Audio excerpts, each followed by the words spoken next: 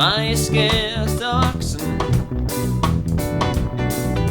leben noch alle bei der Mutter, bringen die Klamotten heim zum Waschen. Die Kinder alle Übeltäter, rücksichtslos, bequem, verwöhnt, fies. Und die Mutter sagt, jetzt schauen's mal, ihr Nachbarn,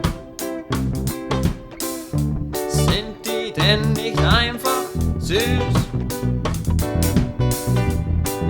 Der Starke frisst den Schwachen, so war es damals und so ist es heut. Ja, und dann stehen daneben und sind betroffen. Und wenn du Glück hast, sagen sie vielleicht gerade noch, oh, tut uns leid. Der Nache ob der Wiege, ja, die Cephalotyrvan, Omega, Carno, viele Saurier, frisst eine Riesenhex. Die ihrerseits frisst regelmäßig Mikroraptosaurus Kinder, und zwar nicht nur eines, sondern gleich 6.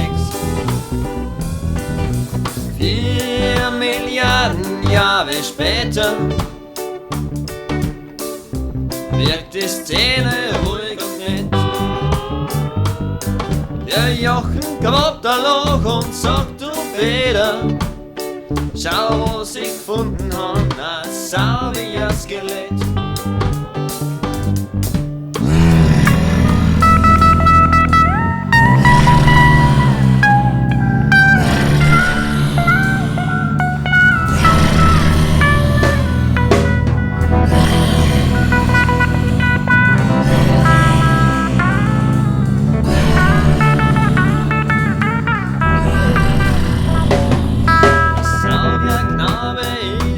Mitte 30, 6 Meter hoch und um die Hüften fett. Zähne spitzig und der Blick ist eisig, und trotzdem findet er eine Saurierin, die sagt, mein ist der nett. Er kriecht mit offenem Maul so auf dich zu, du denkst, er lacht, und dann bricht er dir das Kreuz. Erst nur noch wie's kracht. Eines wird bei uns auf leicht vergessen: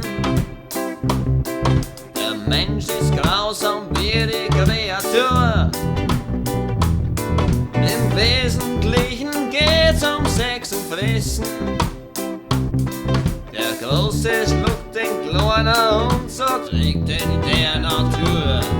Der Rache ob der Wiege, ja, die Cephalotyrvan, Omega, Carno, viele Saurier, frisst eine Riesenhex. Die ihrerseits frisst regelmäßig Mikroraptosaurus Kinder, und zwar nicht nur eines, sondern gleich 6.